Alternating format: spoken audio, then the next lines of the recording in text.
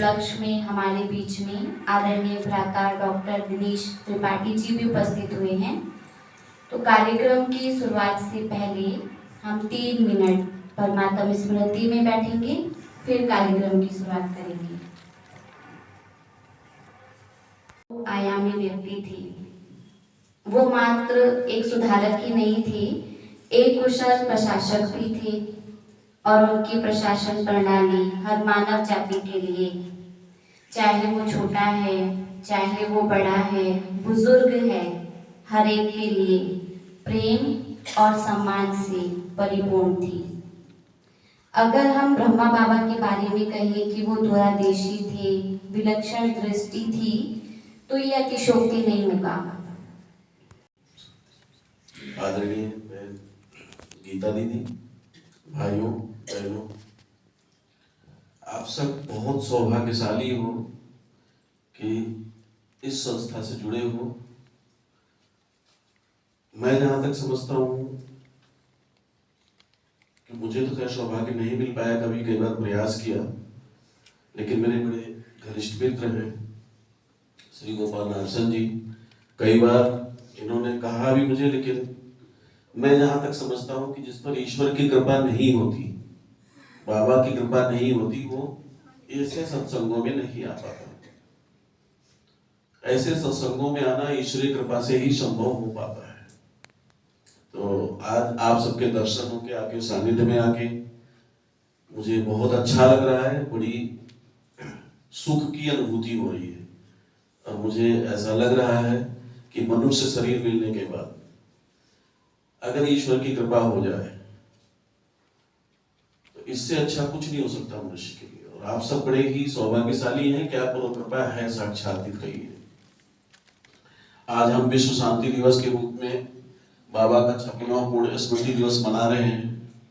शायद आज से 90 दशक पूर्व इन्होंने इस संस्था का प्रारंभ किया होगा। इसको उस समय सभ्यता में और आज की सभ्यता में कितना अंतर रहा होगा। मैं जहां तक समझता हूं, अगर ऐसे उपदेश, ऐसी शरणागति, ऐसा सत्संग ना प्रारंभ किया गया होता तो लोग आदि मानव होते, आज भी वो सिविलाइज्ड ही ना हो पाते। तो केवल सत्संग में कुछ चीजें सुन लेने से नहीं, इन्हें आत्मसात भी करना होता है। क्योंकि सारे ग्रंथों में, जहां तक मुझे पता है, मैं तो मेडिकल से रिलेटेड हूँ, बहुत ज्यादा बोलना भी नहीं जानता, कोई अध्ययन भी नहीं है ज्यादा, पर इतना जानता हूं कि पर उपदेश कुशल बहु तेरे और जे आचरण ते नर न घनेरे। दूसरों को उपदेश देना बहुत अच्छी बात है, लेकिन आप साथ करना, उसको जीना, वो कोई सीखे तो आके ब्रह्म कुमारी से सीख सकता है। बहुत जगहों पे मुझे जाने का अवसर प्राप्त हुआ, अनेक संस्थाओं से जुड़ने का अवसर प्राप्त हुआ, समय अभाव के कारण नहीं जा पाया, लेकिन जहां तक मैं पढ़ता हूं, देखता हूं, शायद आज विश्व में हर क्षेत्र में इनका कीर्तिमान है। चाहे वो नारी सशक्तिकरण से आप ले लीजिए, इससे बड़ा कोई उदाहरण विश्व में मिल ही नहीं सकता। आज अगर हम देखते हैं अपना एक घर बनाना है तो सारी उम्र में बना के पूरा नहीं कर पाते, कुछ कमी रह जाती है। अरे यहाँ हजारों हजार लाखों लाख लोगों को बैठने की, खाने की, रहने की सुविधाएं मिल पाती हैं। इससे अच्छा और क्या हो सकता है। ये केवल ईश्वरीय कृपा से ही संभव हो पाता है।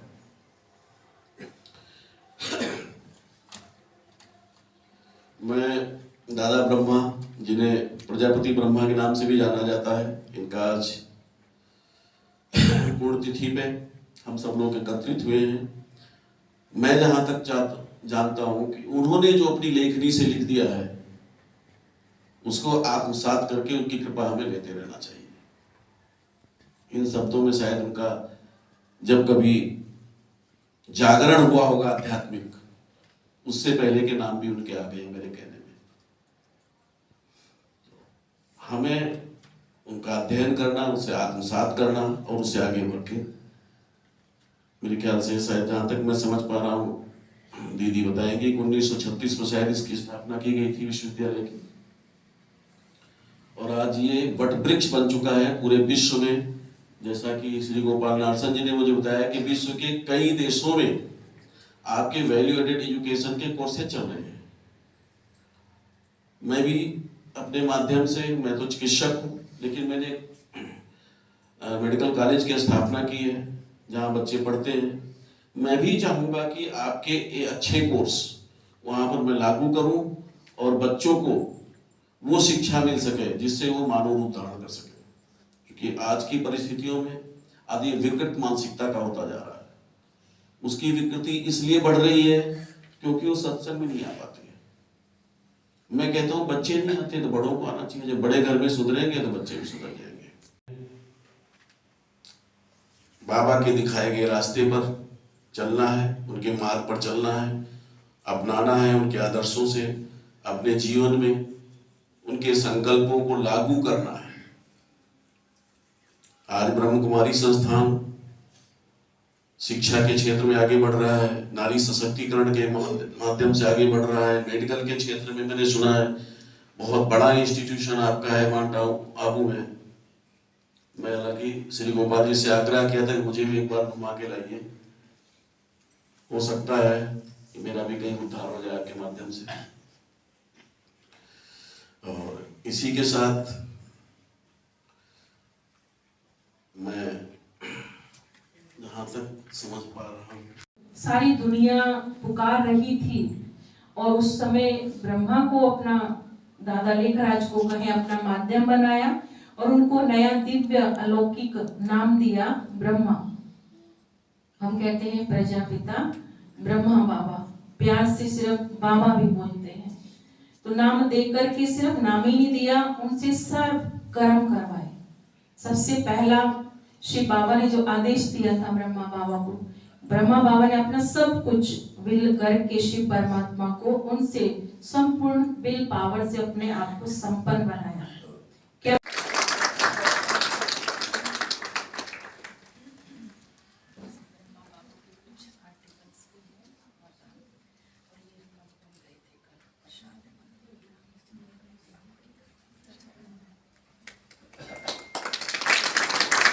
बहुत सारी जगहों पे देखा, लेकिन जब मैं इसकी तह में गया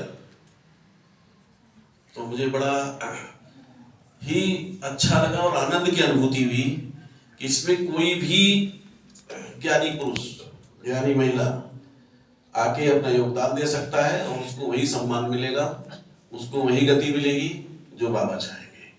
तो इससे बड़ा कोई भी संस्थान नहीं हो सकता मेरे समझ में, जो मैं आज तक समझ पाया हूँ। क्योंकि यहाँ कोई उत्तराधिकार का ऐसा सिस्टम शायद नहीं है कि हमारे किसी, सब तो योग ब्रह्मचारी है, तो जो योग्य होगा वो वहां बैठेगा। आप भी हो सकते हैं योग्य, ये भी हो सकते हैं, कोई भी हो सकता है योग्य। तो उसी की वजह से मैं खींचा चलाया और मैं आपको अंत में नमन करता हूँ, सबको प्रणाम करता हूँ। ओम शांति शांति। आपको श्री गोपाल नारसन का नमस्कार।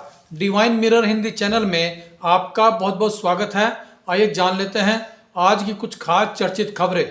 जैसा कि आप देख रहे थे, प्रजापिता ब्रह्मा कुमारी ईश्वर विश्वविद्यालय के संस्थापक ब्रह्मा बाबा के स्मृति दिवस के उपलक्ष्य में आज रुड़की में हुए विश्व शांति कार्यक्रम में संजीवनी हॉस्पिटल एवं मेडिकल रिसर्च इंस्टीट्यूट झबरेड़ा के निदेशक डॉक्टर दिनेश त्रिपाठी ने कहा कि दुनिया में ब्रह्मा कुमारी से अच्छी कोई दूसरी संस्था हो ही नहीं सकती, क्योंकि यही एकमात्र ऐसी संस्था है जो नारी सशक्तिकरण के साथ दुनिया में शांति, चरित्र निर्माण व मूल्यप्रक शिक्षा का प्रसार कर रही है। उन्होंने अपने कॉलेज में ब्रह्मा कुमारीज के वैल्यू एजुकेशन पाठ्यक्रम लागू करने की भी घोषणा की। सेवा केंद्र प्रभारी बीके गीता दीदी ने ब्रह्मा बाबा द्वारा की गई ईश्वरीय सेवाओं को याद कर उन्हें श्रद्धा सुमन अर्पित किए। संचालन बीके दीपिका द्वारा किया गया। छत्तीसगढ़ के गरियाबंद जिले में आज सुरक्षा बलों ने एक बड़े ऑपरेशन को अंजाम देते हुए 1 करोड़ रुपए के इनामी नक्सली रामचंद्र रेड्डी उर्फ चलपति को मार गिराने में सफलता प्राप्त की है। अपनी पत्नी के साथ एक सेल्फी के कारण वह पुलिस के रडार पर चढ़ा और मारा गया। इस मुठभेड़ में कुल 16 नक्सली मारे गए हैं। वाशिंगटन पोस्ट की रिपोर्ट पर यकीन करें तो राष्ट्रपति बनने के पहले ही दिन डोनाल्ड ट्रंप ने 20 से ज़्यादा झूठ बोल दिए हैं। रिपोर्ट के मुताबिक उन पर अपने पहले कार्यकाल में 30,573 झूठ, असत्य या फिर भ्रामक दावे करने का आरोप है। भारतीय रेलवे में ग्रुप डी की 32,438 रिक्तियों का नोटिफिकेशन जारी किया गया है। ये भर्तियां ऑनलाइन आवेदन प्रक्रिया के तहत 23 जनवरी से 22 फरवरी तक की जाएंगी। चयनितों को 18,000 रुपये का वेतन स्केल दिया जाएगा। अमेरिका के राष्ट्रपति डोनाल्ड ट्रंप ने कार्यभार संभालते ही जन्मसिद्ध नागरिकता के अधिकार को समाप्त करने के आदेश पर हस्ताक्षर किए हैं। इसका प्रभाव उन लाखों माता पिता पर पड़ेगा जो वर्क वीज़ा पर अमेरिका में रह रहे हैं, क्योंकि अब उनके बच्चों को अमेरिका में जन्म लेने के कारण नागरिकता का अधिकार नहीं मिल पाएगा। निकाय चुनाव प्रचार के आखिरी दिन आज मुख्यमंत्री पुष्कर सिंह धामी ने जहां रुड़की में रोड शो करके भाजपा के लिए वोट मांगे, वहीं पूर्व मुख्यमंत्री हरीश रावत ने भगवानपुर में आयोजित दलित समाज सम्मेलन में कांग्रेस के लिए वोट देने की अपील की। बुलंदशहर के सिकंदराबाद औद्योगिक क्षेत्र में गैस रिसाव से 2 लोगों की मृत्यु हो गई। घटना एक फैक्ट्री के ट्रायल के समय हुई, जहां बॉयलर में सिलेंडर लगाने के दौरान गैस रिसाव हो गया और उक्त हादसा हो गया। दिल्ली के पूर्व मुख्यमंत्री अरविंद केजरीवाल की कथित शराब घोटाले में जमानत लेने वाले आम आदमी पार्टी के कार्यकर्ता कुलदीप मित्तल ने ही आज आम आदमी पार्टी को छोड़कर भाजपा ज्वाइन कर ली है। और अंत में देखिए आज का हमारा ये प्रेरक वीडियो। शांति अपने आप में एक ऊर्जा है which is with in you, but it is merged. The only way to experience is that you have to emerge. कैसे? अब उसके अनेक प्रकार है, परंतु द इजीएस्ट जो अनेक वर्षों से हमारे ऋषि मुनि या आजकल के जो मास्टर्स है वो कहते the easiest way is meditation. Meditation is the most easiest and most, I would say, zero cost technique to experience deep peace, because any stimulus जो आप use करेंगे it will give you some moments of silence or whatever you are expecting out of it, but for a short span of time, whereas things like meditation and other dharana and tapasya, it may give you peace for a long period of time. So don't confuse these two things. There is something which will give you temporary peace या जिसको हम कहते stimulus, there is something from which you will get permanent. If you are wise, you would go for something which is permanent. शांति एक खोज।